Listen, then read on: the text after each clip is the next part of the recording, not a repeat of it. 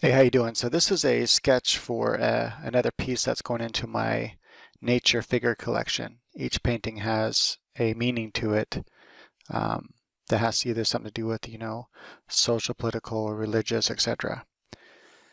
The meaning to this one, I think on the surface is pretty simple, but there are some other hidden stuff there that meanings that's not shared in the title. And the title is Techno Babble, not sorry, Techno uh, te Techno Struggle.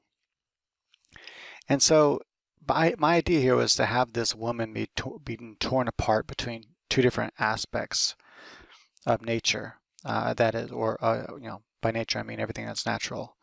One being nature itself. So the tree here is representing representing nature, as in that which is there, not man-made, and then technology. So that which is man-made, and you can kind of infer from there the struggle between that, what it might mean. And then the apple is there for a reason. It means something as well. And anyway, so the original idea, I wanted this like face in the background, and I think I'm gonna do away with it. I was looking at it, and you'll see in a little bit in the coloring thing. But this is the initial sketching stages. So I'm just kind of working out the idea still, and certain things I like and certain things I don't like that I'm working out. But so far, so good, I think. I mean, I like what's happening here. One thing I definitely know I want to do for sure is I want to make sure that, and I was just thinking about where to go next there, and I should have cut that out. But anyway, one thing for sure that I want to do is I want to give it more of a realistic look. And if you notice, that's what I'm doing with these drawings. If you've seen my other ones that are going to be part of this series, ultimately they're all going to be done in watercolor. That will be the final series will be done in watercolor. I kind of like this idea of this kind of like twisting metal structure that kind of represent this kind of like technology. And then this is going to be where some sort of like tubes or something are pulling her into the technology. But like we're all being kind of like pulled into technology. And these none of these paintings express any of my particular views. They just express views that people have within the world about different topics. So sometimes I'll make a painting that might have a view that I don't personally hold, but nonetheless is an interesting topic to take about and look at, and there's whatever that view might be. And sometimes they might take both views, both sides. The painting might take both sides of the view of the topic. But anyway, so this is one of the longest stages of the process, is just sitting here and really like working out the design. For me, it actually turned out to be the shortest part. It was only 1/4 of the time I spent, about 45 minutes. After that, this next part actually takes a little bit of time, because what you're doing is now you're applying all the proper anatomy, and this can take a while because it takes a lot of thinking to think about how does the anatomy look from this point of view, from that point of view, how does the shading look from the lighting scheme that I have chosen. This one I kind of defaulted to my lighting scheme that I feel comfortable with, which is kind of more up to the right hand side and then toward us, the viewer, and above. And that just seems to be a common one that I default to when I'm just very good at it. So that's what I usually default to. Now here I'm just adding a lot of different anatomy type detail.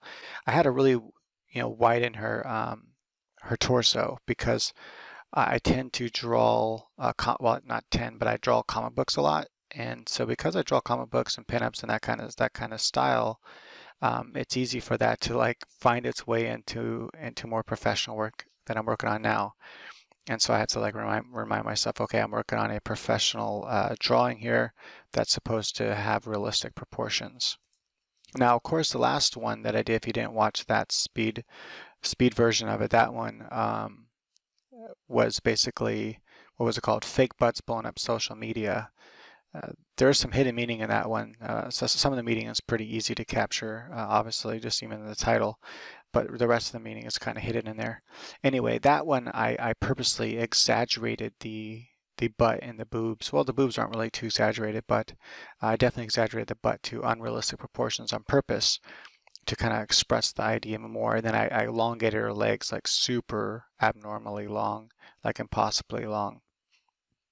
But anyway, yeah, so right now I realized that the hand was just a little bit too big, so I wanted to reduce the size of the hand.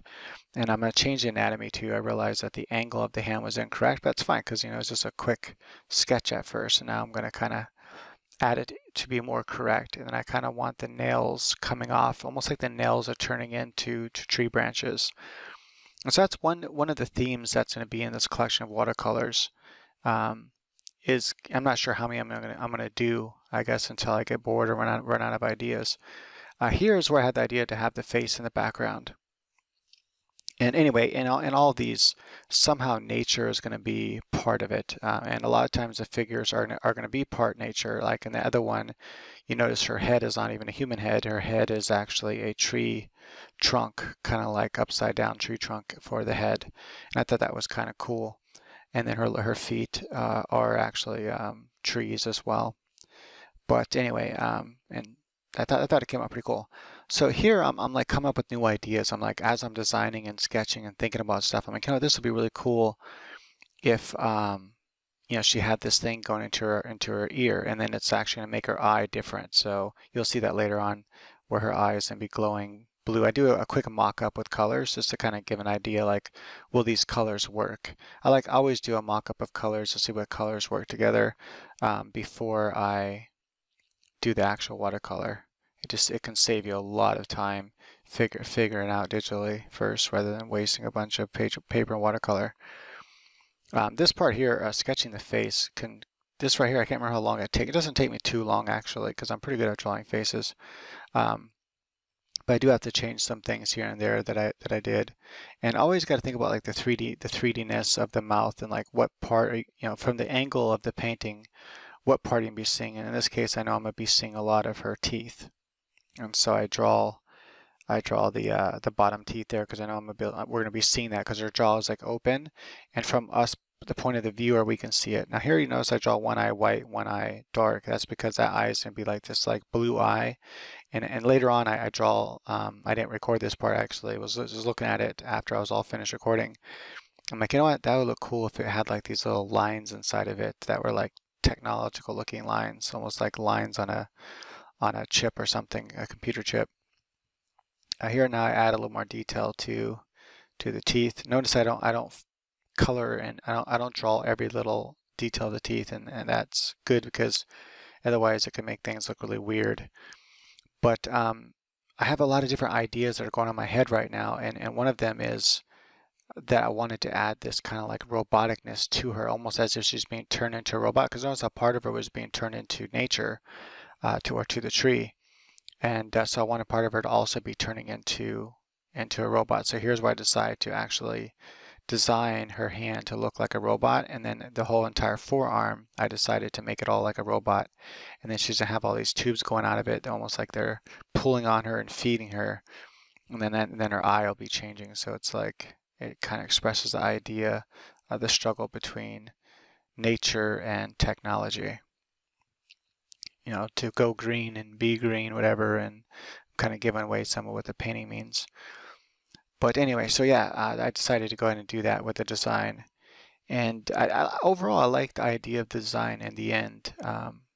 But yeah, I do add this like really cool detail to the eye that hopefully I will be able to do once I do the watercolor. It's gonna be difficult. I'm gonna have to do this on really big paper.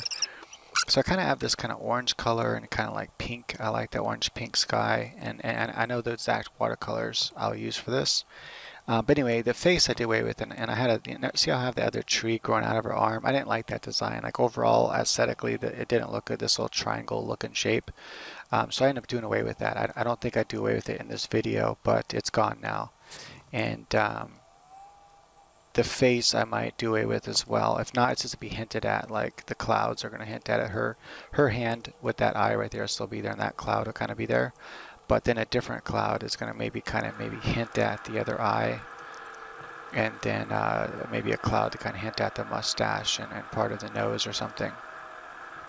But yeah, so again, remember, this is just a quick mock-up of coloring. This is like basically this is like an underpainting and you know, it's not even a very detailed underpainting. So it's just they're not the true colors. It's just to get an idea of will these colors work together. And in this case, I think they will. I think the colors will work together.